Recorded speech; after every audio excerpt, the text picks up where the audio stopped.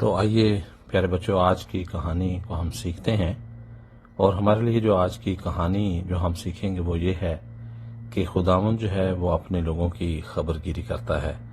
ہم جانتے ہیں کہ جب اسرائیلیوں کو خداوند نے ملک مصر سے نکالا، اور آج ہم دیکھیں گے کہ بیابان میں خداوند نے کس طرح سے ان کی ہر ضرورت کو پورا کیا۔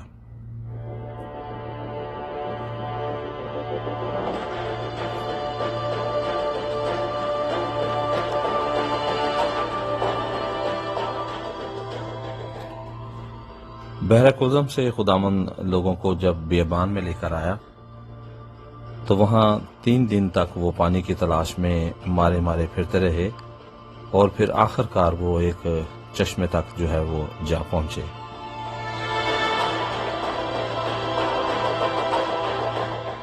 لیکن جب وہ اس چشمے تک پہنچے تو اس کا پانی جو تھا وہ بڑا ہی کڑوا تھا اور وہ پینے کے قابل نہ تھا۔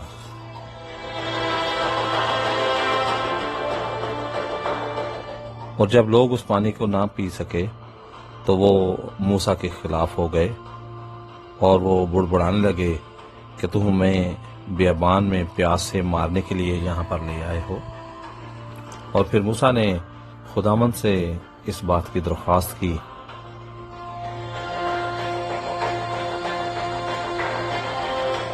اور خداوند نے موسیٰ کو ایک درخت دکھایا جس کے پتے انہوں نے اس کنویں میں ڈالے، اور اس کا پانی جو تھا وہ پینے کے قابل جو ہے وہ ہو گیا۔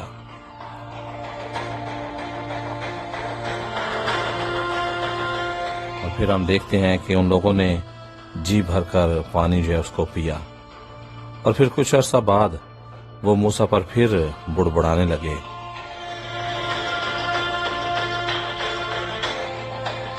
اور آج وہ اس لیے موسیٰ پر بڑبڑا رہے تھے کہ کھانے کے لیے ان کے پاس کچھ نہ تھا، اور انہوں نے کہا کہ کاش ہم مصر میں رہتے جہاں ہانڈیاں بھر کر گوشت کھانے کو ملتا تھا اور پیٹ بھر کر ہم روٹی کھاتے تھے۔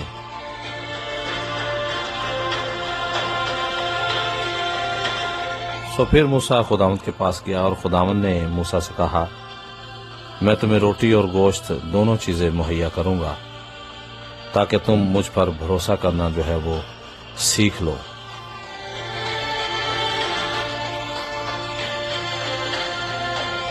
اور پھر ہم دیکھتے ہیں کہ شام کو میدان جو تھا وہ بٹیروں سے اس قدر بھر گیا کہ وہ آسانی سے ان کو پکڑ کر پکا سکتے تھے، اور صبح کو زمین سفید دانوں سے بھری تھی جسے پکا کر روٹی بنائی جا سکتی تھی۔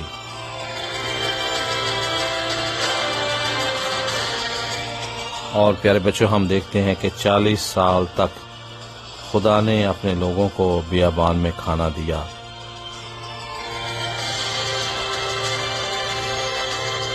تب سے جو والدین ہیں وہ اپنے بچوں کو بتاتے ہیں کہ کیسے خدا نے ان کی خبر گیری کی، اور آج بھی کرتا ہے، تاکہ سب لوگ خدا پر بھروسہ کرنا سیکھیں اور اس کی مدد پر یقین رکھیں۔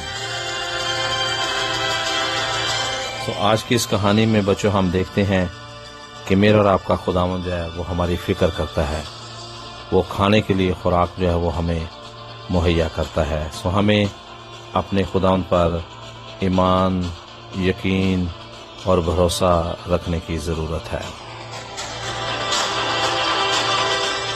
آمین۔